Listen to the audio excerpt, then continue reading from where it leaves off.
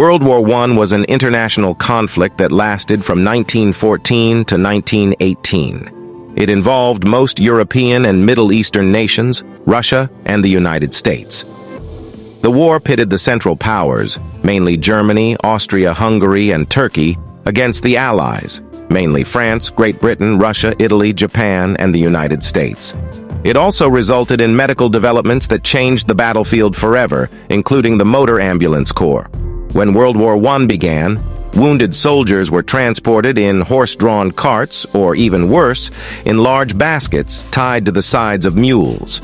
They were then dropped off at the train station, where they were either left alone to wait for the next train or deposited in cattle cars, finally on their way to a hospital. Until they reached that hospital, soldiers had no access to food, water, or medical care.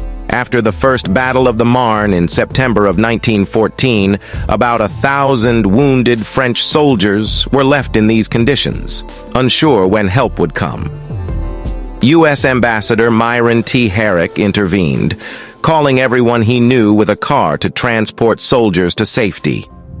By October, groups like the American Volunteer Motor Ambulance Corps and the American Ambulance Field Service were using organized fleets of cars to get the wounded off the battlefield and into hospitals.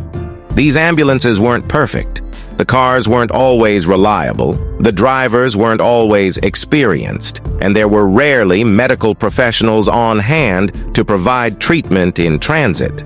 But for many soldiers, the Motor Ambulance Corps was the difference between life and death, and provided a chance at surviving wounds that, in previous wars, would likely have been unsurvivable.